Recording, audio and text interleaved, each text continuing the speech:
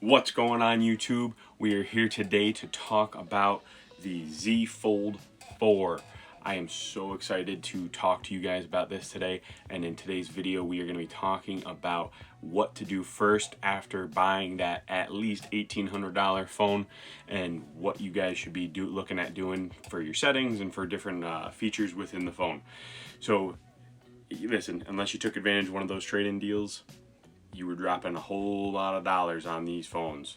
So I want to talk to you guys today about some of those features that you can certainly take advantage of and go forward from there.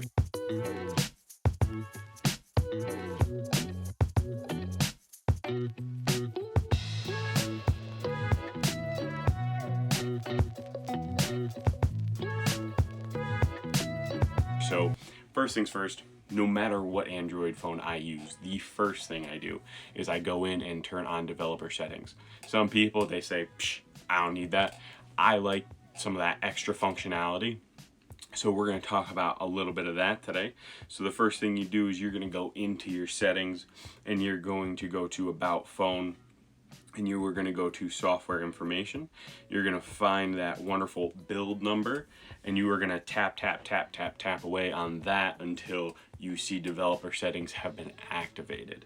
So once that happens, the next thing I do personally is I go into those developer settings and I am going to go all the way down until I see my screen animations. In here we have window animation scale, transition animation scale, animation duration scale. So with that, what we're going to do is I like to drop that down to an animation scale of 0.5.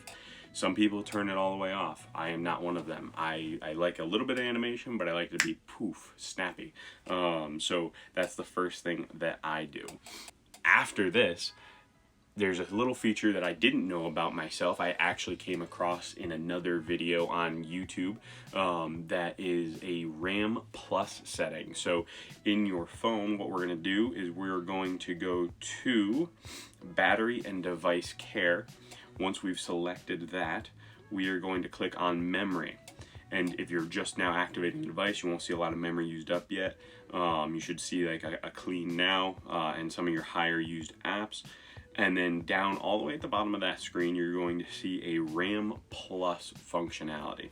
Now, RAM Plus uses your phone's storage space to provide virtual memory. Choose more virtual memory to allow more apps to stay open in the background. Choose less virtual memory to keep more storage space free. By default, mine was set to 4 gigabytes. So I changed that all the way up to 8.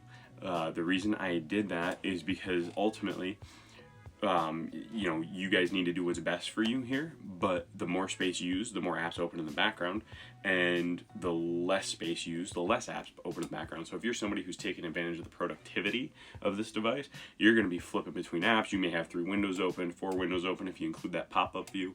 So you definitely want to take advantage of bumping that up to that 8 gigs of space. But again, you do what's best for you there. So the next after that, we're going to go into those display settings, and we are going to go into full screen apps. Now, in full screen apps, you're going to see full screen, 16:9, and 4:3.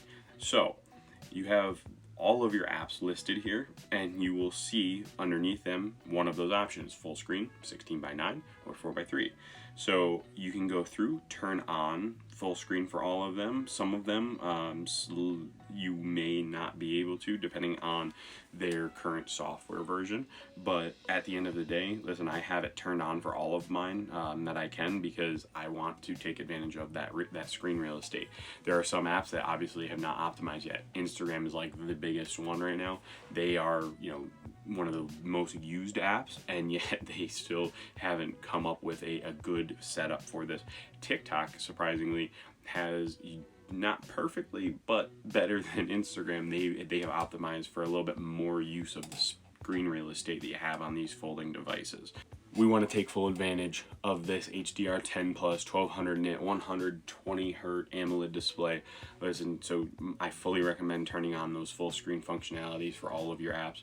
At the end of the day, if you don't find you an app that it doesn't look great or doesn't work great being blown up like that on the main screen, by all means go in, change that up, but give it a shot, test it out. So if you haven't already, like, comment, subscribe, and hit the bell for notifications, because we are going to have lots more videos coming soon, not only on this guy, but on some other devices. I'm going to actually be doing a review on the 13 Pro Max that I've been using for a little over a year now, and talking about, is it worth going past the 13 Pro to get the 14, or are we better off waiting another year? I digress. We're going to get back to the Z Fold 4. So, next, if you're not already doing this in 2022, please, please, please get out of the Stone Age, okay? We are talking about gesture control here.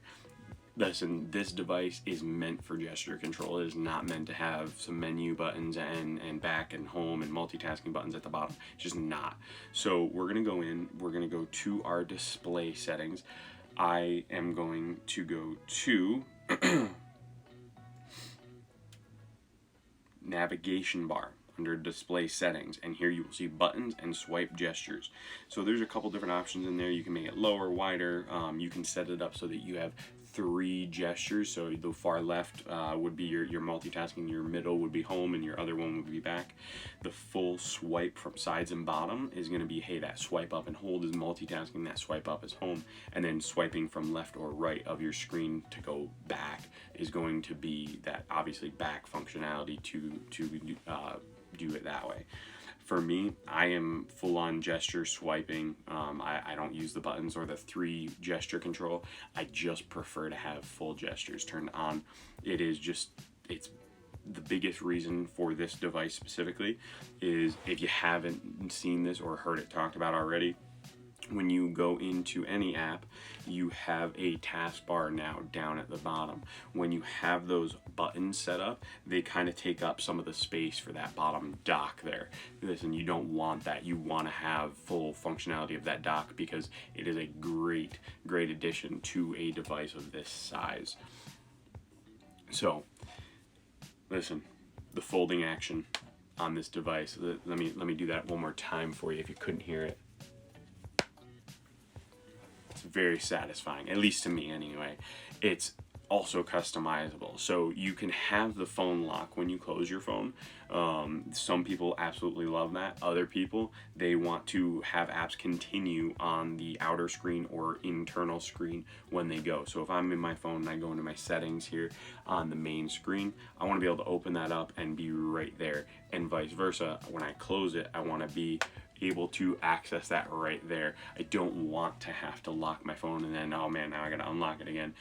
Silly, maybe a little lazy, but at the end of the day, that's what I do. So when you turn it all, you can turn that on for the cover display. You may want to lock it in all cases, but you can also turn it on for all apps, and you don't have to have it so that like every app locks or every app stays open. You can actually change that.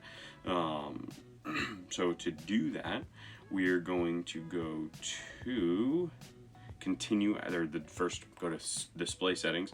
We're going to go to continue apps on cover screen, and there's just an all apps button. You can turn that on, or you can scroll through your applications and just turn it on individually if there's certain apps you want it to lock when you're in the middle of using, or other ones that you just want to continue on that screen. You can do it by an app basis. So that's a great function in my opinion, because listen, I may be using that front screen during sending an email or a text or something like that, and ultimately it's great for one-handed but not great for two thumbs, especially if you have bigger hands. So I'm going to open that up, and I don't want to have to unlock my phone after closing it or opening it. I want it to just continue on. So next, amongst some of the other functional features, the edge panel on the Z Fold 4 is probably one of the more useful than it has been on any other phone. It was introduced with, I forget if it was the Edge series or if it was one of it might have been the Note Edge series, which was a blast from the past, but you may not be able to see it on mine, but right here I've got a little black bar that I can actually pull out and access that edge panel. So listen, you can have multiple different things here.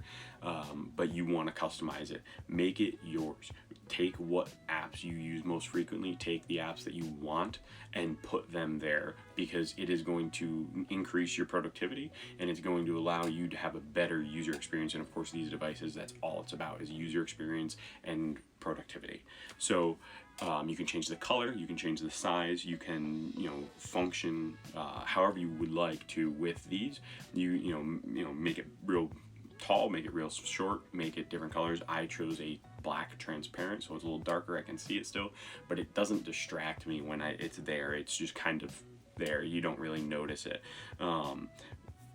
After that, what we want to do is, listen, your app pairs can be one of those apps you put here. I use app pairs all the time when I'm using this device. I did it when I tested out the Z Fold 3. So on the bottom here, I actually have my most used 2 apps that I use together, which is the Samsung Notes and YouTube. So listen, I turn this on and I will take notes on a video I'm watching, because most videos I watch are going to be something that's teaching me something new or helping me get better at something I already do.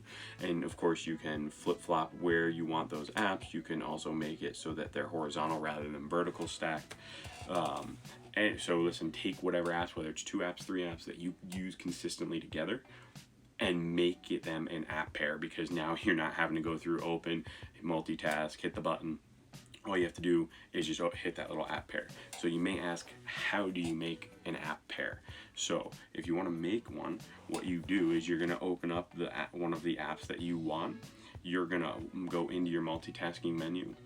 You're going to tap on the little app icon at the top there, and then you are going to put open in split screen view, and then it's going to bring up all your other applications. Whatever application you want, you're going to tap that, and then you're going to hit the little 3 dots there in the middle, and you're going to hit star. When you hit star, that now saves it as an app pair that you can use. Again, super handy. Lastly, about the Edge panel, you can also have multiple panels, multiple windows, if you want to call them that. And for me, I use 2. I use the one with my apps, and I have another one that has my tasks to complete, or my reminders, and it just quick, I pull it up there and I can read them and click through and see if there's anything there that I've missed, or something I need to still complete. Next, listen, Samsung quite a few years ago introduced the Labs functionality. So if you go into Labs, or into your settings rather, and you go down to advanced features, you are going to see a option that's Labs. So if you click on Labs, here you're going to be able to play with some additional settings and personalize that experience a little bit more for you on the Z Fold 4, which again, like I mentioned before, this is all about user experience. You do this, great. You don't do it, at least I gave you the option. So personalize that experience even more. Use the multi-window for all apps button. If you're using a productivity device, make it as productive as possible. I have full screen in split screen view turned on, as well as the multi-window for all applications, because some applications may glitch or have issues because they're kick you out completely of the other app you're trying to make it a split window of, because they don't have that functionality built in. This will force it to function in the multi-window mode. Well, everybody, I hope that you found this video helpful. I hope you found it informative. I hope that you liked it. If you didn't already like the video, please click that like button, click the subscribe button, and hit the bell to be notified when I post another video. I'm going to be posting more frequently here in the coming weeks, and hopefully let's just keep blowing this channel up, people. I love that you guys are, I've gotten new subscribers every week over the last few weeks, and I'm super excited. So thank you all for watching. Keep checking in on the channel for more upcoming videos, especially about the Z Fold 4. Up here is a link to my video of the Z Fold 3 from last year, and over here is a link to the channel, and I will catch you guys in the next one.